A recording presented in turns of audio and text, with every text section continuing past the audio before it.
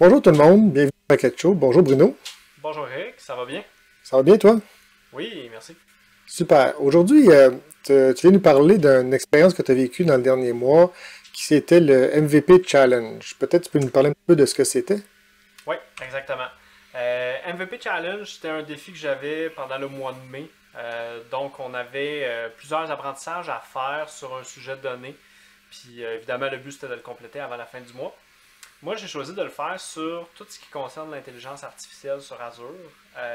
Pas juste par intérêt, parce que je pense que ça peut nous servir au courant de notre travail. Tu sais, c'est de plus en plus populaire tout ce qui veut utiliser l'intelligence artificielle. Puis aussi parce que ça m'intéressait de comprendre c'était quoi. Tu sais, on C'est quand entendait même un souvent sujet assez parler. vaste, hein? Oui, ben c'est ça. Tu sais, on entend parler de AI, de machine learning, de choses comme ça, mais c'était pas tangible. J'avais aucune idée concrètement, tu sais, on peut faire quoi avec ça.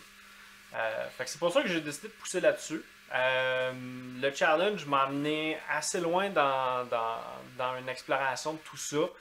J'ai fait cinq articles de blog là-dessus. Au passage, je suis allé chercher une certification pour le Azure AI Fundamentals. Je suis en préparation pour une autre, donc il y a vraiment quand même beaucoup de stock là-dedans.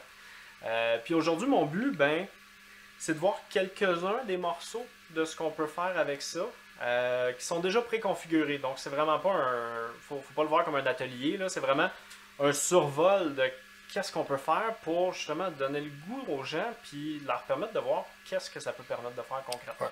En fait, l'ampleur de ce que ça peut faire, effectivement, puis assez Ouais. facilement aussi, là. Oui, ben Donc, c'est. Oui, clairement. la première chose dont on peut parler, ce serait...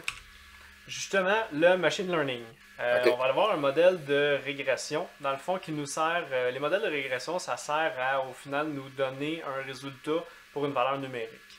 OK. Donc, là, ici, je suis dans le portail de Azure qui permet de configurer ça.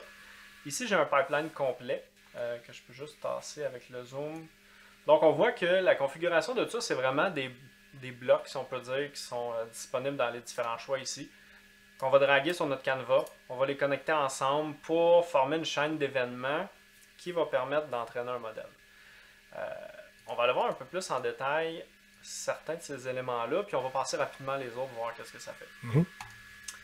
L'idée au départ, c'est que je commence avec des données qui sont des données par rapport à des véhicules. Donc, on a différents véhicules avec différentes informations, comme le nombre de portes, quel genre de modèle que c'est, pour au final nous donner un prix.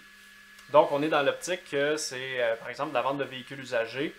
Là, ce qu'on veut faire, c'est être capable de déterminer, selon les données qu'on a là, ça va être quoi le prix de vente.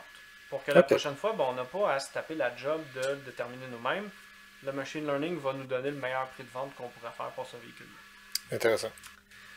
On peut voir aussi au passage rapidement là, que j'ai certaines données qui ont des valeurs manquantes. Donc, on va voir un peu plus loin pourquoi. C'est un peu le propre du machine learning puis de tout ce qui est le big data. C'est les données nous arrivent dans un état, puis on doit les prendre telles quelles, ne sont pas toujours parfaites. Il faut les cleaner, puis les adapter un peu pour notre analyse. Exactement. Donc, ben, justement, on peut aller voir un peu. Je vais passer les premiers rapidement. Là. En fait, le premier, c'est ici, on fait simplement choisir les colonnes sur lesquelles on va se baser pour faire notre machine learning. Donc, ici, c'est simple, c'est carrément toutes les colonnes qui vont servir au calcul. Donc, en fait, Mhm. j'en ai éliminé une à partir de l'exercice, mais c'est vraiment essentiellement toutes les colonnes. Clean Missing Data, ben ici, ce qu'on fait, c'est, par exemple, ces trois colonnes-là, ici, il manquait des données. Il y avait certaines valeurs là-dedans qui n'avaient pas de valeur. Ce que j'ai choisi de faire ici pour l'exercice, ben, c'est carrément d'enlever la ligne au complet. Donc, si on n'a pas si on a certaines données qui sont manquantes, on élimine la ligne, puis on ne s'en servira pas pour faire notre calcul prédictif. OK. La normalisation, ben là, ce que ça fait, ça, c'est que ça ramène toutes nos colonnes, nos unités numériques sur une seule échelle commune. Parce qu'on peut avoir des valeurs qui vont, par exemple, être en pourcentage, donc une valeur décimale entre 0 et 1. On a d'autres choses comme la consommation d'essence qui va être un chiffre plus haut que 0, évidemment. Puis si on veut être capable de bien calculer, ben, c'est de ramener ça tout sur une échelle où les proportions sont les mêmes. Donc, ça, ce que ça fait, c'est que ça fait simplement les ramener à ce niveau-là. C'est un peu la même chose que quand on fait de la normalisation de l'audio, là, pour avoir pas de gros pics puis pas de gros creux. Fait que dans le fond, ça ramène tout sur la même échelle, finalement. Oui, effectivement, c'est le même pattern. Par la suite, quelque chose de super intéressant ici, un split data. Ce qu'on fait, c'est qu'on va aller chercher 70% de nos données. On va les envoyer dans ce qu'on va entraîner. Le 30% qui reste, il va aller à la fin à scorer notre modèle. C'est-à-dire, une fois qu'on a notre training qui est fait puis qu'on a des valeurs prédites, ben on va aller comparer ça avec nos données pour voir à quel point on a un entraînement qui s'est bien passé, qui se situe comme faux. Dans le fond, ça sert à valider ce qu'il a fait. On peut voir ici rapidement que pour entraîner le modèle, ça nous prend aussi un modèle de régression. Moi ici, j'ai choisi la régression linéaire. Il y en a, c'est pas ici. Dans les différents algorithmes, il y en a beaucoup, autant pour la régression que le clustering qui va regrouper des choses ensemble, la classification. Je suis loin d'être un expert dans tous ces différents modèles de régression-là. Je pense que ça vaut la peine d'aller lire sur le sujet si on veut creuser sur qu'est-ce qu'on peut faire avec ça. Par la suite, on arrive au bout intéressant, notre modèle qui est scoré. Donc, une fois que tout l'entraînement est fait, ça nous donne un résultat où on a nos données qui ont été normalisées. Donc, on voit ici, par exemple, tout a été ramené sur des valeurs décimales. On a notre prix qui est toujours là. Puis, on a le scored label. Ça, c'est dans le fond ce que le machine learning a prédit avec ce qu'il était capable de faire avec l'algorithme de régression pour le prix qu'on devrait vendre. On voit qu'il y en a certains qui ont des plus gros écarts. Il y en a qui vont être un peu plus proches. Puis évidemment, on n'avait pas un set de données quand même très exhaustif. Donc, des fois, ça peut expliquer aussi. On a des données qui sont proches aussi. Donc, plus qu'on a de données, plus le modèle va être précis à prédire des bonnes choses. Oui. Puis, tu sais, faut pas penser non plus que des choses comme ça, c'est quelque chose qu'on va entraîner une fois, qu'on laisse aller, puis après ça, la vie est belle. L'idée, c'est de l'entretenir, un peu comme notre code. Il faut l'entretenir, il faut rajouter des valeurs, il faut l'aider à se préciser au fil du temps. Puis à la fin, bien évidemment, tout ça nous permet aussi d'aller évaluer le modèle. Là, j'ai pas toutes les définitions de qu'est-ce que chacune de ces statistiques-là veut dire, mais c'est toutes des choses qui peuvent nous indiquer, comme par exemple ici le mean absolute error, si je ne me trompe pas, c'est la moyenne d'erreur absolue entre le prix qui était dans nos données puis le prix que le machine learning a prédit. Donc ça nous permet encore là d'aller voir ces statistiques-là puis de voir comment on peut essayer d'améliorer notre training. Puis probablement, on peut changer des paramètres du training pour essayer d'arriver à des données plus exactes, aussi réduire les erreurs. Tout ça, là, tu as choisi un modèle de régression linéaire, mais mettons que ça n'aurait pas été le bon modèle. Peut-être qu'un autre modèle aurait mieux fait l'analyse, puis en l'essayant, on aurait vu la différence, en fait. Effectivement.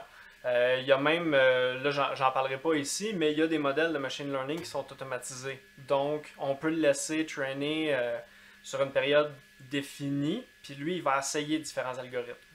Okay. Donc, quand on ne veut pas embarquer dans de la configuration, on peut passer par quelque chose comme ça pour aller chercher un peu un hint de ça devrait être quoi qu'on devrait utiliser, puis peut-être par la suite basculer ça vers un modèle qu'on peut configurer.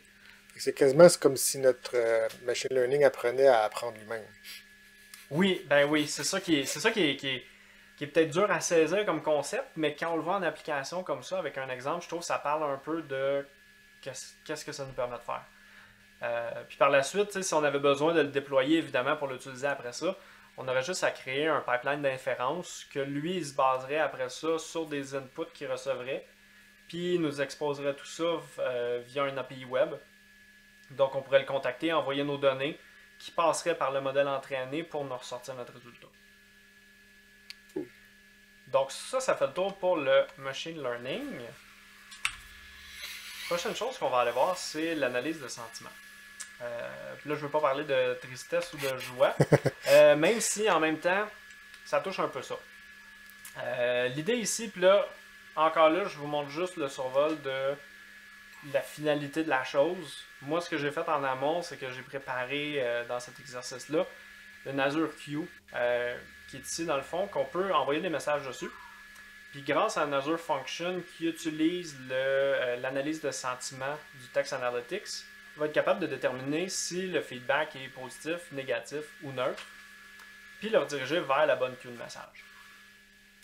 Ce qu'on peut penser avec ça, c'est un exemple, par exemple, des reviews qu'on recevrait sur un site en ligne, qu'on pourrait être capable d'adresser rapidement. Si on voit que quelque chose est négatif, ben on va l'envoyer directement dans la boîte courriel de nos agents pour qu'ils soient capables de le traiter rapidement. Versus quelque chose qui est neutre, qui est un commentaire qu'on fera peut-être rien, puis quelque chose de positif on va répondre, mais peut-être pas dans un délai aussi urgent qu'un feedback négatif. Intéressant. Donc là, je vais juste vous montrer la finalité de la chose, mais si, par exemple, on va dire qu'on aime le bracket show, on laisse un moment à la queue, là je sais pas, ça va prendre quelques secondes le temps que le message soit traité. Donc on voit là que le message a été traité. On va aller voir, j'espère qu'il est dans le feedback positif. Excellent. Donc c'est ça. Le service, on n'a pas à le coder. On n'a pas à nous-mêmes déterminer qu'est-ce qui est positif, négatif ou autre. On a la chance d'avoir une plateforme comme Azure qui développe ces choses-là et qui nous les rend accessibles. Ça fait qu'on n'a pas à faire tout le travail d'entraînement pour utiliser ça. Donc ça, c'est vraiment du machine learning as a service un peu. Là. Oui, c'est ça, exactement. Puis ça permet vraiment de voir... là, on pourrait refaire l'exemple, évidemment, mais je pense qu'on comprend le principe. Mais si je marquais... on peut aller voir les messages que j'avais déjà testés moi auparavant. J'aimais pas le brocoli, j'aimais pas la pizza, ça s'est ramassé dans le négatif. De dire que Microsoft est une compagnie, effectivement, c'est assez neutre. Il n'y a ni positif ni négatif, ça s'est ramassé automatiquement dans cette queue-là. Donc, encore là, quelque chose de super intéressant qui peut se servir dans beaucoup de contextes où on a de plus en plus des bots qui vont répondre aux gens. Ouais. Ça, on va le voir un peu plus loin d'ailleurs, quelques exemples avec ça. Donc voilà, ça fait le tour pour l'analyse de sentiments. Ensuite, on va aller voir quelque chose que moi, je trouve passionnant, c'est la classification d'images. C'est intéressant, oui. Donc là, ici, en fait, je vais commencer par aller sur mes images. On voit ici que j'ai différentes peintures que j'ai ajoutées dans mon projet et qui ont été taguées. Donc, toutes des peintures. Et il y en a certaines de Picasso, de Pollock et de Rembrandt. Donc, on voit les Pollock ici, Rembrandt et on a Picasso un peu plus loin. Là, l'idée avec ça, c'est d'être capable justement de prédire que la peinture est d'un artiste ou un autre. Une fois qu'on a uploadé nos images là-dedans, qu'on les a taguées comme ça, on a juste à trainer notre modèle.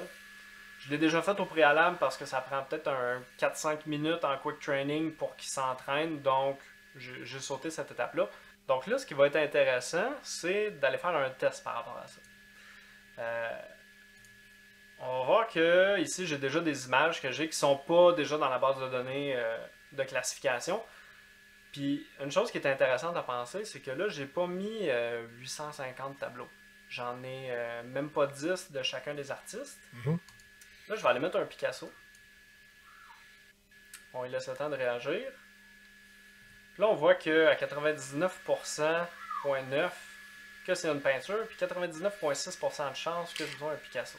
C'est quand même pas pire parce que la seule catégorie painting est là, puis il est sûr que c'est un painting. C'est sûr qu'il peut jamais être sûr à 100%. Je pense qu'il te le dira jamais qu'il est sûr à 100%. Il se laisse une petite marge d'erreur. Ouais. Puis là, on voit quand même qu'il a vu le Picasso. Puis là, ce qu'on pourrait faire qui est intéressant, on pourrait prendre par exemple un Van Gogh, que j'ai aucune image par rapport à ça qui est de Van Gogh. On va l'essayer. Et voilà. Il reconnaît que c'est une peinture. Ça, il n'y a aucun doute. Ça, c'est sûr. Un feeling que c'est un Pollock, mais encore là, on voit que le pourcentage est quand même plus bas. Donc, on peut se douter qu'il y a quelque chose qui n'est pas certain là-dedans. Puis, ce qui est le fun avec ça, après c'est qu'on peut aller voir dans nos prédictions les images qu'on a uploadées. Puis nous, on peut s'en servir après ça pour confirmer les tags. Donc, on peut aller y certifier qu'il y avait raison. Par la suite, on pourrait réentraîner notre modèle pour qu'il devienne encore plus précis. On peut renforcer le modèle, en fait. Oui. Puis là, ton Rembrandt que tu as mis là, ou... Van Gogh. Van Gogh, excuse. Ton Van Gogh, dans le fond, tu aurais pu créer une autre catégorie pour celui-là, puis là, ben, ça aurait commencé à créer un modèle pour les Van Gogh, dans le fond. C'est ça, exactement. Puis là, c'est avec ça, évidemment, qu'on finirait par l'entraîner un peu plus, un peu plus, un peu plus. Une chose, tu sais, pas ça, c'est sûr que des analyses de peinture, c'est peut-être plutôt rare dans la vraie vie qu'on va faire ça. Mais pour donner un exemple peut-être un peu plus concret qui peut être intéressant, imagine une chaîne de montage qui emballe des produits qui sont après ça shippés à des personnes. Mais que tu as beaucoup de plaintes parce que les boîtes arrivent chez les gens puis sont maganées, sont brisées, sont en mauvais état. Si tu avais un service, une photo, une caméra sur ta chaîne de montage qui prend une photo de chacune des boîtes une fois qu'elle est assemblée, puis que toi tu l'as entraîné pour dire ça c'est une boîte en bon état, ça c'est une boîte défectueuse, ben, tu es capable d'intercepter avant même que ça se rende chez ton client. Donc c'est le genre d'affaire que déjà tu te sauves du trouble par rapport à ça, tu as un meilleur service avec tes clients, ils sont plus satisfaits. C'est le genre d'exemple qu'on peut voir se prêter à ce type de service-là. Ça serait très difficile d'écrire du code pour ce cas-là. Comment tu écris du code pour décrire une boîte brisée? En fait, faudrait carrément construire un modèle de machine learning puis le programmer en entier. Puis je pense pas qu'il y aurait personne qui trouverait ça viable pour une entreprise de petite envergure, par exemple, de coder ça au complet. Ça ferait pas de sens. Donc voilà pour le Custom Vision. On va passer au Q&A Maker, que j'aime beaucoup. En fait, je les aime toutes, mais... Donc, on va commencer avec une petite prémisse que ici, j'ai un document Word qui était fourni dans l'exercice que j'ai fait, qui contient une liste de questions et de réponses. Tout simplement, c'est par rapport à une entreprise fictive qui fait c'est dans le fond une agence de voyage. Donc, on a des questions-réponses là-dessus. Moi, ce que j'ai fait au niveau du portail de Q&A Maker d'Azure, c'est que je suis allé uploader le document comme étant une source. Lui, il a été capable automatiquement de me sortir les questions et les réponses qui sont associées avec ça. J'en ai ajouté certaines ici, un hello, hi, que le bot, au final, peut répondre hello. Puis on a aussi dans la configuration de ce que j'ai fait aussi, on peut choisir une formule de chit-chat. Donc, comment le bot qui va te répondre se comporte. Ici, j'ai choisi une version professionnelle. Donc, par exemple, si on lui demande s'il y a des doigts, il va dire qu'il n'y a pas de corps. Il y a quelques modèles qui sont disponibles, je ne me rappelle pas par cœur c'est quoi, mais ça permet, dans le fond, de donner de la vie à l'interaction de notre bot. Puis une fois que tout ça s'est entraîné, là encore là, j'ai fait l'entraînement au préalable, on peut voir que c'est quelque chose qui devient facilement accessible. Si je dis, par exemple, je veux booker un vol. On laisse le temps. On voit que hop, la réponse c'est il faut que tu contactes quelqu'un pour booker un voyage. Je pourrais dire bonjour, puis il me répondrait allô. Là, on a ça. Super facile à mettre en place. Évidemment, si on se tape toutes les questions à bras, ça peut être long, mais dans une optique de questions-réponses, la plupart des entreprises ont déjà des banques de données de foires aux questions, ces choses-là. C'est facile d'avoir des sources pour alimenter cette base de connaissances-là.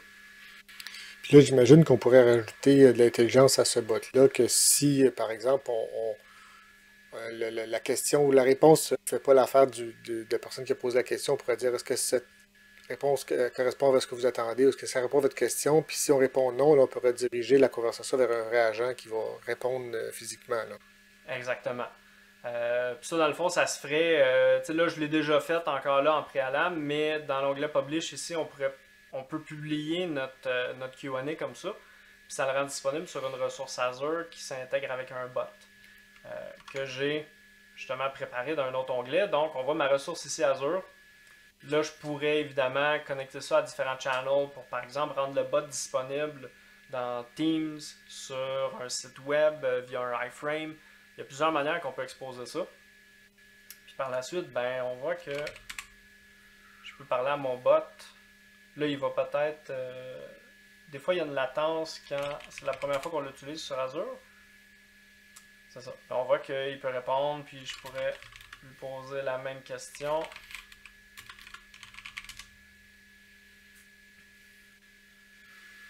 Et on va avoir la même réponse. Et voilà. Puis ça, comme je disais, ça a été deux clics. J'ai cliqué sur Publish, puis une ou deux autres choses après, puis c'était publié, mon bot, la ressource était configurée. Donc c'est pas quelque chose qui est compliqué à mettre en place. Il faut juste savoir que ça existe. Puis après ça, il faut alimenter. Tout ce qui est intelligence artificielle, ce qu'on voit, c'est que ça part d'une base où on alimente le système, peu importe. Ouais, ça prend une bonne source de données à la base. Ouais.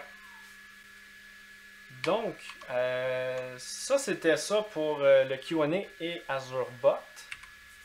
Ensuite, on va passer à LUIS, qui est le Language Understanding Intelligence Service. Ça a l'air intense comme nom, mais au final, c'est le genre de principe qui est utilisé par, si vous avez un Google Home, Alexa, Siri. C'est le fait de pouvoir dire, ben, selon la phrase que je dis, il y a quelque chose qui va se passer. Donc, c'est d'associer je dirais, des intentions à des actions. C'est exactement ça. Il y a 3 concepts principalement à regarder là-dedans. Le premier, ben, c'est les entités. Donc là, ici, dans mon exemple, on voit que j'ai mis une entité pour une fan et pour une lumière. On peut évidemment mettre des synonymes. C'est ça qui permet que, ben, selon le mot qu'on va utiliser, il va quand même être capable d'allumer la même lumière qu'on a définie, par exemple. Ensuite, on a les intentions. Donc là, ça, c'est vraiment l'action qu'on veut poser. Puis on peut imaginer aussi que dans l'optique où on appelle un service qui nous expose ça, quand il va nous retourner switch on, nous, dans notre code, on va être capable de dire, ben, OK, tu veux faire switch on pour tel appareil, je vais aller me connecter sur cet appareil-là pour y envoyer la bonne commande. Troisième concept qu'on retrouve après ça, c'est, en anglais, ils appellent ça les utterances, donc les énoncés. Donc on dit pour le switch on, l'énoncé ici, c'est turn the fan on. Ce qu'on fait, c'est, encore là, via configuration ici dans l'écran, on vient associer le mot fan à notre device. Donc c'est ça qui va y permettre après ça de faire le lien que sur cette phrase-là, il faut que ça agisse sur l'objet fan, que nous on va savoir avec quoi c'est configuré, puis il faut qu'on fasse l'action switch on. Puis selon tes synonymes, tu pourrais mettre un synonyme, puis à cause que tu l'as mis dans ta liste des devices, il devrait être capable de l'associer au synonyme aussi. En fait, c'est que là, vu qu'on a déjà configuré l'entité comme le AC étant un synonyme de fan, ben ici, j'ai pas besoin d'y en rajouter plus. Il va le gérer automatiquement. Il va savoir que c'est un synonyme, puis si c'est ce mot-là qu'il entend, il va le remplacer ici, puis il va fonctionner. Puis on peut justement le tester ici via directement le portail. Donc là, je vais vraiment prendre la même phrase. On voit que pour cette phrase-là, ben, il dit ton intention c'est switch on. Il est quand même assez certain de sa chose. Puis on pourrait même... Là, on voit que sans le mot on, il est moins un sûr. peu moins certain, mais il s'enligne quand même là-dessus. Si on mettait le light on, ben là, ça serait probablement un peu plus précis, mais pas aussi proche que la vraie phrase. Encore là, c'est quelque chose que plus après ça, on a des phrases que les gens vont nous écrire, plus on est capable de réentraîner notre modèle puis qu'ils soient encore plus précis pour allumer, éteindre, faire peu importe l'action qu'on a configurée. Super. Donc, ensuite, on le rappelle aussi, c'est un survol, ce qu'on fait. Ouais. Si vous voulez en savoir plus, effectivement, là, vous pouvez nous laisser un commentaire pour approfondir des sujets qui vous intéressent particulièrement, puis on pourra faire des épisodes vraiment plus, peut-être format tutoriel pour un peu plus montrer comment arriver aux résultats qu'on a là. Un peu plus, ouais, c'est ça, un peu plus élaboré que juste de montrer la solution finale. Je pense que l'idée en ce moment, c'est vraiment d'éveiller les yeux des gens qui savaient peut-être pas qu'on pouvait faire des choses comme ça relativement facilement. Donc ensuite, reconnaissance d'entité. On va aller dans un projet que j'ai fait via VS Code. Donc ici, ce qu'on a,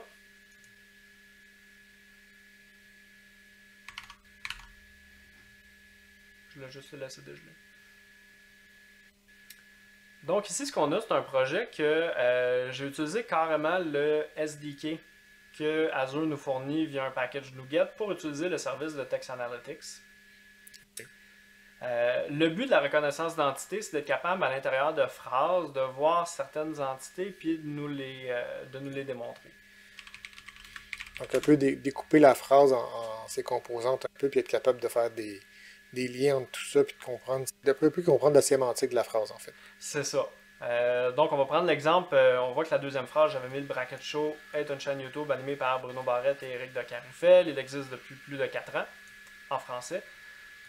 Et on voit que ça nous a ressorti plusieurs entités. Par exemple, une qui est une quantité de type nombre avec 80% de chance d'être certain de ce qu'ils disent. YouTube qui est une organisation, là on n'a aucun doute là-dessus. Ici on voit clairement qu'on est 2 personnes puis il n'y a aucun doute là-dessus non plus. Non, ça je te le confirme, j'ai aucun doute. Donc on voit que ça nous permet facilement de sortir des choses comme ça qui, après ça, encore là un exemple de service à la clientèle automatisé, pourrait nous permettre de gérer et de savoir sur quoi qu'on doit agir selon des commentaires qui auraient été marqués. Puis on voit que c'est toutes des classes qui sont fournies par le package NuGet. Donc on n'a pas... Tout ce qu'on a à faire, c'est fournir notre clé qui nous donne accès à notre ressource Azure, notre endpoint, puis c'est tout. Après ça, avec ça, on peut utiliser la méthode pour les entités, mais on peut voir quand même que on a accès à détecter la langue d'un texte, les entités, on vient d'en parler, on pourrait aller extraire les key phrases, on pourrait aller extraire les sentiments, qu'on voyait tantôt via un système de queue sur Azure, mais on pourrait peut le faire par programmation. Ouais. Donc c'est quand même, c'est des beaux packages qui sont déjà là, déjà fonctionnels pour nous, que encore là, on l'installe, on l'initialise, puis c'est tout. Donc, très simple à utiliser. Intéressant. Ensuite, on arrive au dernier morceau que je voulais vous montrer, le Bot Framework Composer. Donc, ici, on n'est pas dans un portail qui est disponible sur les différents sites web de Azure. On est vraiment dans une application qu'on s'installe localement. L'idée, c'est de permettre de vraiment configurer un bot, mais de manière un peu plus flexible, puis un peu plus via des diagrammes, si on peut dire. Donc, on voit ici qu'au final, notre bot, ce qui contient, c'est plusieurs dialogues. Qu'à l'intérieur d'un dialogue, c'est là qu'on va enclencher différents flots de conversation. Le premier, si on regarde celui qui est au début, on a par exemple ici une activité pour dire bienvenue aux utilisateurs. Donc, on voit que c'est vraiment des blocs qu'on peut ajouter puis relier. Ici, chaque membre qui est ajouté à un channel de communication, par exemple, le bot va aller demander son nom puis dire bonjour. Là, je peux vous montrer rapidement. Là. On peut ajouter des questions qu'on s'attend à une réponse texte, nombre, confirmation, multi-choix. On peut faire des conditions, des boucles. On peut envoyer vers d'autres dialogues parce qu'évidemment, on peut gérer d'autres choses en parallèle qui sont des workflows différents, si on peut dire. On peut même permettre qu'à tout moment, un utilisateur peut interrompre ce qui est en train de parler pendant un dialogue puis poser une question sur autre chose. Le bot va être capable de réagir puis de retourner dans l'autre dialogue pour aller vers cette conversation-là. C'est vraiment qu'on est en train de coder une interaction de conversation entre l'ordinateur et un humain, en fait. Ouais, la seule affaire, c'est que le mot coder ne s'applique pas parce qu'on n'écrit pas de code. C'est ça qui est le fun aussi. Mais on se concentre sur ce qu'on veut vraiment en faire au lieu de se concentrer sur le code de plomberie qu'on appelle, qui est de mettre ça en place puis de s'assurer que ça compile, que ça s'exécute. Puis tout ça, là, on fait juste se concentrer sur vraiment le workflow qu'on veut modéliser en fait. Oui. Puis on peut aller voir justement, on peut aller un peu plus loin dans l'exemple. Tu vois ici, j'ai une activité pour ouvrir mon dialogue pour demander la météo. Donc lui, si je clique là-dessus, quand on est sur l'activité, on voit que pour le triggerer, c'est pas le mot en français, mais pour le déclencher. Le déclencher, oui. Il faut qu'il y ait une phrase avec le mot weather dedans. Évidemment que dans un contexte plus réel, ça serait probablement une certaine phrase spécifique ou peut-être avec du machine learning, pas du machine learning, mais l'utilisation de Lewis, on aurait peut-être plusieurs énoncés qui permettraient de déclencher. Au final, là, ici, c'est si tu vois le mot weather, déclenche ton dialogue de météo. Si on voit le dialogue météo, ce qu'il fait, il va simplement demander à l'utilisateur c'est quoi ta ville, que tu veux savoir la météo. Il s'attend à une réponse texte qu'on va mettre dans une variable de notre dialogue. On va appeler une request HTTP sur OpenWeatherMap que je me suis configuré avec une clé évidemment. On prend la réponse. Si le statut est 200, ça veut dire que ça a marché, parfait. On peut aller prendre les résultats puis on va les afficher. Sinon, ben, on va dire qu'on a eu une erreur, puis ça va nous amener à la fin du dialogue. On peut voir ici la réponse que ce que j'ai utilisé ici, c'est une thumbnail card, qui est un peu un modèle d'affichage versatile qui va, selon l'environnement où on déploie notre bot, il va s'adapter. Il y a plusieurs autres types de modèles comme ça qu'on peut utiliser. J'ai pas la liste par cœur, mais évidemment, c'est disponible dans la documentation d'Azure pour aller voir qu'est-ce qu'on peut utiliser pour nos réponses selon le contexte. Là, ben évidemment, on va aller voir une démo pour montrer l'utilisation de tout ça. Là. On va juste laisser le temps au bot de démarrer.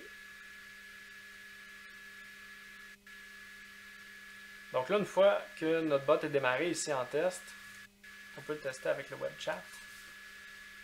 Évidemment, on me demande tout de suite mon nom. Parfait, on est content. Là, je pourrais juste dire...